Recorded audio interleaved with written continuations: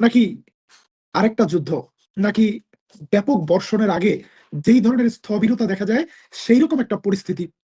পুরো পরিস্থিতিটি ঘোলাটে। হঠাৎ করে ডিগবাজি দিয়েছে মার্কিন প্রেসিডেন্ট ডোনাল্ড ট্রাম্প। কিন্তু ট্রাম্পের কোনো চাপে, কোনো প্রলোভনে বরফ গলছে না ইরানের। ইরান দাঁড়িয়ে আছে কুহে কাফের পর্বতের মতো অটল, অবিচল। ইরান বলছে, আমেরিকা যদি মনে করে ইরানকে চাপ দিয়ে নিঃশর্ত আত্মসমর্পণ করাবে, ইরানি জাতি কারো কাছে মাথা নত করে না, কারো কাছে মাথা নত করবে না। প্রিয় দর্শক, আপনারা দেখছেন তুরস্ক থেকে প্রচারিত তুর্কিয়েপিডিয়া নিউজ। ইরান আমেরিকা যুদ্ধবিরতি আলোচনা, মধ্যপ্রাচ্যের সবশেষ পরিস্থিতি, নর্থ আফ্রিকা থেকে তুরস্ক পর্যন্ত বড় বড় 5টি ঘটনা আজকে আপডেট জানাবো। কে কোথা থেকে আমাদের লাইভে যুক্ত হয়েছেন কমেন্টে জানাতে পারেন। সৌদি আরব থেকে বোরহান উদ্দিন আছেন, মালয়েশিয়া থেকে মুখলিসুর রহমান, ঢাকা থেকে দেখছেন ওমর ফারুক, সুদূর বদরগঞ্জ থেকে দেখছেন সাইয়েদুল মুরসালিন। আপনাদের সবাইকে স্বাগত জানাচ্ছি তুর্কিপিডিয়ার নিয়মিত নিউজ লাইভে। এই মুহূর্তে মার্কিন প্রেসিডেন্ট ডোনাল্ড ট্রাম্প যুদ্ধবিরতির আলোচনার জন্য তাদের প্রতিনিধি দলকে ইসলামাবাদে পাঠানোর ঘোষণা দিলেও এখন পর্যন্ত গড়িমসি চলছে এবং সেখানে মার্কিন ভাইস প্রেসিডেন্ট জেডি ভেন্সের উপস্থিতির কোনো খবর আমরা এখন পর্যন্ত নিশ্চিত করতে পারিনি। গতকাল রাতে ডোনাল্ড ট্রাম্প বলছে যে জেডি ভেন্সকে পাকিস্তানে পাঠিয়ে দেওয়া হয়েছে। আবার আমেরিকার সূত্রগুলো বলছে JD Vance still staying in Washington DC. JD Vance Washington DC ছেড়ে যায়নি। আপনি ডোনাল্ড ট্রাম্পের কোন কথাটা বিশ্বাস করবেন আর কোন কথাটা বিশ্বাস করবেন না, সেটা একটা বড় প্রশ্ন। ডোনাল্ড ট্রাম্প বলছে Washington post, new York Times এর মতো রিনাউন্ড প্রফেশনাল নিউজ পেপারগুলো নাকি দিন রাত ডোনাল্ড ট্রাম্পের বিরুদ্ধে ফেক নিউজ ছড়ায়। আমেরিকান পত্রিকা আমেরিকান প্রেসিডেন্টের বিরুদ্ধে সারাদিন নাকি মিথ্যাচার করে। এখন মার্কিন প্রেসিডেন্ট নিজে কি অসত্য কথা বলে? ডোনাল্ড ট্রাম্প যদি 100টা কথা বলে, তার মধ্যে কয়টা কথা মিথ্যা মনে করেন? এটা নিয়ে কিন্তু ইন্টারেস্টিং রিসার্চ আছে। ডোনাল্ড ট্রাম্প তার ইলেকশন ক্যাম্পেইনে কি পরিমাণ অসত্য তথ্য দেয়। অসত্য তথ্য দেওয়া, মিথ্যা কথা বলাটাকে আদৌ কোনো অপরাধ বোধ আছে কিনা ট্রাম্পের, সেটা আমরা জানি না।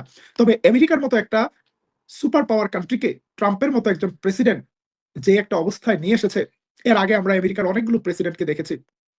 জো বাইডেন থেকে বারাক ওবামা, তাদের একটা ওয়েট ছিল। তারা একটা কথা অসত্য বললেও ঘুরিয়ে বলতো।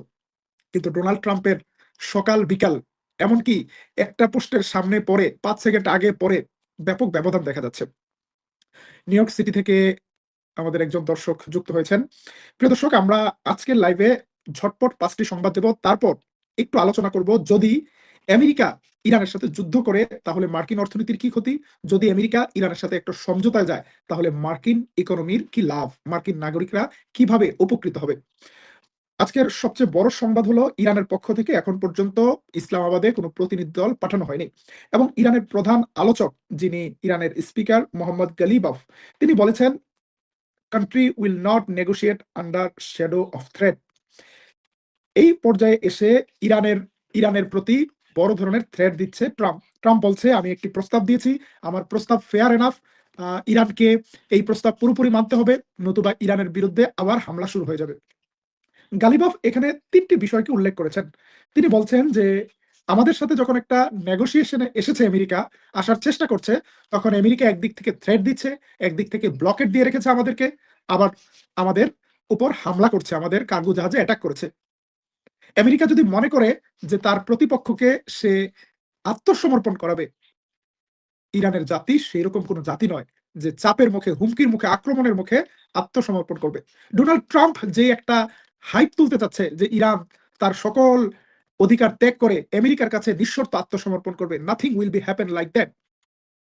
ডোনাল্ড ট্রাম্প বোকার স্বর্গে বাস করছে। যে ইরানি জাতি তাদের টপ লিডারদেরকে হারিয়েছে, টপ জেনারেলদেরকে হারিয়েছে, কিন্তু আমেরিকার সাথে ফাইট দিয়েছে, তারা আলোচনার টেবিলে আমেরিকার সাথে নিঃশর্ত আত্মসমর্পণ করবে, এইরকম কিছু হবে না। এমনকি এখন পর্যন্ত ইরান অবিচল আছে, আমেরিকার সাথে তারা কোনো আলোচনায় যাবে না। তারা একটা কন্ডিশন দিয়ে দিয়েছে, আমেরিকা ফার্স্ট, ইরানের হরমুজ প্রণালীতে তাদের ব্লকেট তুলে নিতে হবে। এখন ডোনাল্ড ট্রাম্প এমন একটা হাইপ তোলার চেষ্টা করছে যে আমরা ব্লকেট দিয়ে ইরানকে বেকায়দায় ফেলেছি, আমরা ব্লকেট তুলে দিলেই মাত্র ইরান আলোচনায় আসবে। ডোনাল্ড ট্রাম্পের মেন্টালিটিটাকে অ্যানাটমি করলে বোঝা যায়, এই মেন্টালিটি সবসময় সবকিছুর উপর চাপিয়ে দিতে চায় কিছু এবং 100% উইন করতে চায়। পৃথিবীতে 100% উইন বলতে কিছু নেই। আপনি যদি নেগোসিয়েশনে আসেন, আপনার ফর্মুলা হবে উইন উইন। আমেরিকার সাথে ইরান কিভাবে একটা উইন উইন ডিলে যেতে পারে সেই বিষয়ে কথা বলার আগে এই অঞ্চল থেকে আরো 4টা গুরুত্বপূর্ণ সংবাদ দিতে চাই। আমেরিকা ইরানকে নিয়ে বেকায়দায় আছে। তার মধ্যে বড় ধরনের বিপত্তি ঘটেছে ইরাকে।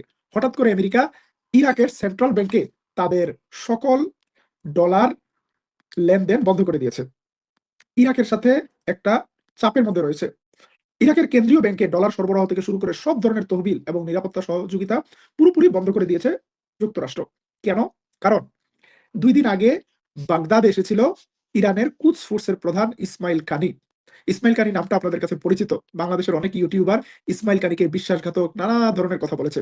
ইসমাইল কানি স্টিল এ সার্ভিং মিলিটারি জেনারেল। এখনো ইরানের মিলিটারিতে জেনারেল হিসেবে কাজ করছেন এবং তিনি গুরুত্বপূর্ণ ভূমিকা পালন করছেন। এখন ইরা এখন কিছুদিন আগে একটা প্রেসিডেন্ট নির্বাচন হয়েছে ইরাকে।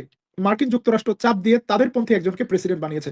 কিন্তু ইরান চেষ্টা করছে মূল পাওয়ার যেই ব্যক্তিটির হাতে থাকে প্রধানমন্ত্রী, এই প্রধানমন্ত্রী যেন ইরানপন্থী কেউ হয়। বিশেষ করে নুরি আল মালিকি বা এই টাইপের কাউকে বসানোর জন্য। ইরানের প্রতিবেশী দেশ ইরাক এবং ইরাককে নিয়ে আমেরিকা এবং ইরানের মধ্যে এখন একটা টানাপোড়েন চলছে। কার লোক ইরাকের ক্ষমতায় বসবে? যে কারণে ইরানের এই হাই প্রোফাইল ভিজিটের কারণে আসলে আমেরিকা ক্ষেপে গিয়েছে। তবে এখানে একটা ভালো সংবাদ রয়েছে। ভালো সংবাদটি হলো তুরস্ক ইরানকে সহযোগিতা করছে আবারও পরিস্থিতি স্বাভাবিক করার জন্য। আমরা গতকালকের লাইভে আপনাদেরকে জানিয়েছিলাম যে ইরানের ২ টি এয়ারপোর্ট, তেহরানের ইমাম খুমেনি এয়ারপোর্ট এবং মাহবাদ এয়ারপোর্ট ২ টি কিন্তু আ চালু করার ঘোষণা দিয়েছে। এখন সেখানে কারা ফ্লাইট পরিচালনা করবে? তুরস্কের সাথেই ১ম ফ্লাইট পরিচালনা হচ্ছে। দীর্ঘ বিরতির পর ইরান থেকে তুরস্কে যাত্রীবাহী ফ্লাইট শুরু হতে যাচ্ছে। মঙ্গলবার আজকে সকাল ৭ টায় ইরানের মাশহাদ থেকে ইস্তাম্বুলের উদ্দেশ্যে ১ম ফ্লাইটটি উড্ডয়নের কথা রয়েছে। অন্যদিকে তুরস্ক আরেকটি গেম চেঞ্জার খেলার চাল দিয়েছে মিশরে। লিবিয়াতে মিশর এবং তুরস্ক একটা সামরিক মহড়া দিচ্ছে। এই সামরিক মহড়াটা কেন গুরুত্বপূর্ণ? লিবিয়া নিয়ে কিছুদিন আগেও ইসরায়েল এবং আমেরিকার পরিকল্পনায় মিশর এবং তুরস্ক মুখোমুখি অবস্থানে ছিল।